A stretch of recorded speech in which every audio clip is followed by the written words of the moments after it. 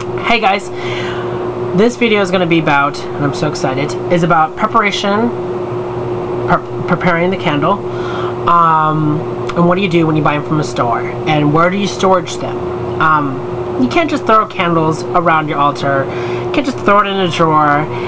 You're not respecting the candle in general, and it's going to get a tremendous amount of scratches. A candle is like a sponge, it kind of picks up energy as it goes. So even in the most cleaning, beautiful, witchy shop, it still picks up other people's energies. That picks it up and looks at the candle and don't want it. It's just like a sponge. It absorbs whatever it takes. So what do you do when you buy just a simple candle? So I'm going to read off my book, and I will say a little input and whatnot on my way there.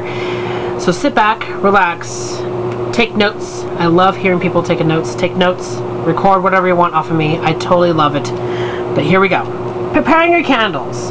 First thing you want to do after purchasing your candle is to clean them. Take a paper towel or soft cloth and dust them off. A really easy way is take a little damp cloth.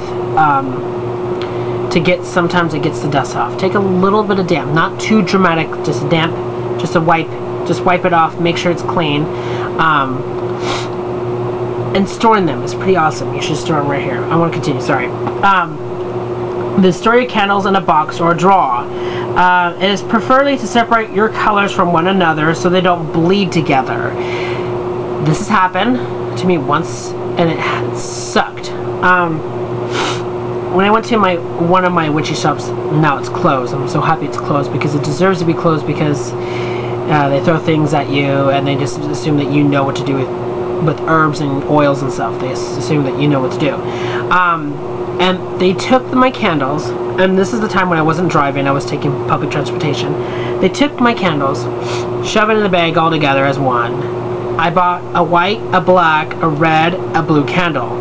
Literally, those are all bold colors. Unlike if I would bought a yellow and green together, or blue, it kind of would go, good. But by the time I got home, it was the middle of spring, so it wasn't blistering hot outside, but it was somewhat humid outside.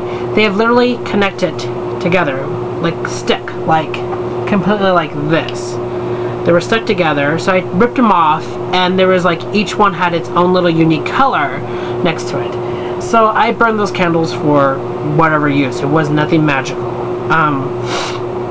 So when you're at a witchy shop and you're purchasing a candle and you see the person that's putting your candles in, ask him for another bag, ask him for separating the bag, ask him for paper, newspaper, whatever. Best way is to go in, if you're going to buy candles, go in with paper towels and wrap them individually. If they're pink, if you're buying one color, then you can have them all wrapped in one towel. But that's what I do. I want to make sure that none of my candles bleed together, because it makes me mad, and I will never ever have that happen again. Sorry for my nose running. Although candle magic will get the results merely from burning the candles, it works more effectively if you add a few of other ingredients to your spell, like oils, herbs, and incense and small stones are easily obtained from local stores, the internet, or by the mail order catalogs. Candle magic is good when you have other properties involved, like oils, rubbing oils. Some people have their methods of rubbing up, rubbing down, rubbing in, for different methods of rubbing out. You're rubbing out the magic, you're bringing out about the magic, or you're bringing within magic. Sorry, my nose is running. But there's different ways. My way in oiling a candle is that I put a dab of oil in each hand. I think of the intention. I hold it in my hands, and I rub like this, like I'm grinding it, like I'm grinding the magic in. That's what I feel like when I do this. Or I do this. Or I do this, like other sorts of way. Sometimes when I'm kind of somewhat thinking of ways, is that I rub only on certain parts of the candle. Like certain parts, like above, Like I only want that much of that certain potent magic first, and then the rest will burn later for a little bit, like kind of like tipping, like just simmering it up, you know, getting it to the top. There's different ways to do candle magic, rubbing oils. Herbs, I wouldn't advise putting herbs on the candle. Maybe ground it up to powder form will be somewhat good. But I wouldn't advise herbs. From my personal experience, is that when I had oil and I roll it in herbs, the fire consumed each herb and it made a spackle, it made a pop, it literally burned more and burned a little more on the side of the candle, and it kind of like messed my candle up. And it made me angry. You want to start, and this is one method that I record down, that I did at the beginning of my craft, but now I changed. And you would change gradually during candle magic. You want to start by anointing the candle with appropriate, with an oil appropriate to your desire. Rub the candle from wick to end to attract something. Like I'm attracting love, and this looks really perverted. I don't know if you can even see this. Please don't comment about that. I'd be embarrassed. But attracting. I'm attracting, like right here, for instance, speed candle. I'm attracting friendship, unity.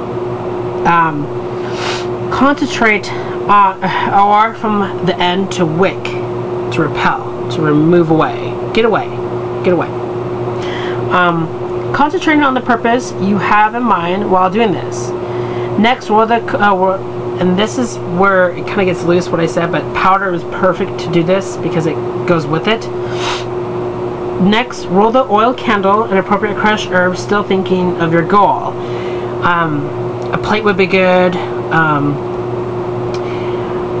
Parchment paper would be good. Wax paper would be good to roll it in there. A counter space that you have space to do it. Sometimes on your altar, if you have space on your altar, you'll do it. With an oil, you rub it, you know, roll it in like you're making like this, like you're making a roll. Powder would be really good. I would advise more powder than actual herb or bud or whatever. Excuse me. You do not have to coat the entire candle with herbs for it to be effective. Then place the appropriate stones on your altar or work area. Next, light your incense. The incense evokes subconscious memories that connect you with the ancient magical practices. And I add that in for deliberately purposes, that when you're casting, let's just say right here for a pink candle, I'm casting a unity spell or attraction spell between two people. So I'll have this, I'll have a stone, and I have an incense. Right there you have 3 of the elements around you naturally, and that's right there is good candle magic. It's additive candle magic. But if it's by itself, you can light a candle by itself and let it go from there. I prefer to use candles like 4-inch sticks or velvet candles, and it's true. I like to use these candles or something like this size, 6 inches or smaller, which that would be, this would be 4 inches. So they long last enough to work a spell and quick enough to allow you to allow the entire candle to burn out and complete your desired wish. If, however, if your spell calls for a candle to be burned only for a certain length of time, use that candle snuffer to exhaust it.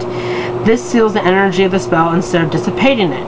Never eat any of the herbs or drink any of the oils called for the candle magic. This is extremely dangerous and if not deadly. And I add that in for deliberate purposes because when someone reads my public book of shows, they will think of, oh, what, do you drink oils like a potion? That goes with candle magic. A candle snuffer can come in many forms.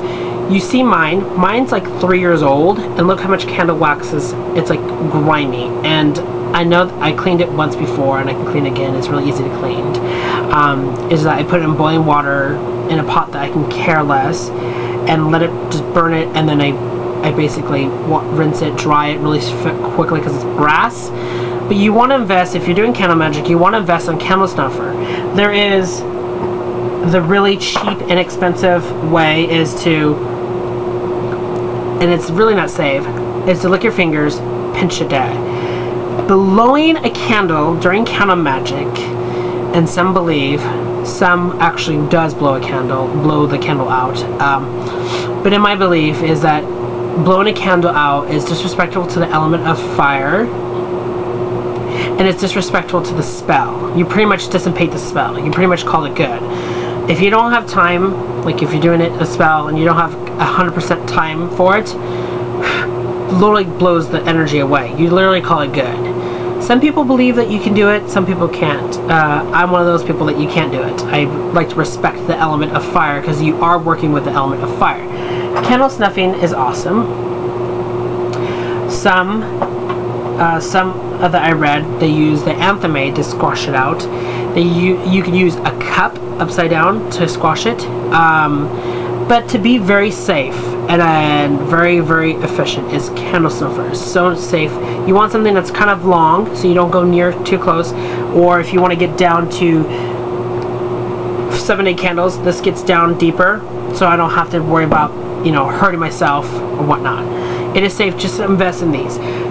This cost me $2. You can find them anywhere. Make sure it's brass or especially metal that doesn't overheat.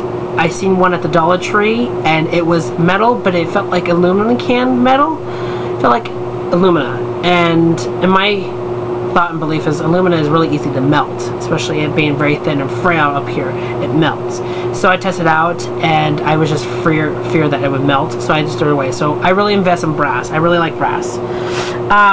Storing candles. Have a box. I have, and you can probably see in my previous videos, I have a big giant box that's underneath my altar. It's huge, humongous. Each one has a cubby hole, and each one has its own candle to put in there. I have it like that for purposes to keep the candles separate, because even though they're cleaned, washed, they're ready for any spells to be in, is that I have them separate and they're not going to be touching each other. And it's good to be organized. So when you need to grab, like, it's like a trunk. You open it up. Whenever I need a candle, I can grab it. So I can just assume to grab instead of me grabbing the wrong candle. So yeah, I thought this will help you guys out. Next, we're going to be talking about colors. I'm sorry if this video was long. So is the next video. It might be a little long about colors. I'm going to talk about color magics. That goes with candle magics. Colors. And this can just add to anything. So, till then guys, blessed be.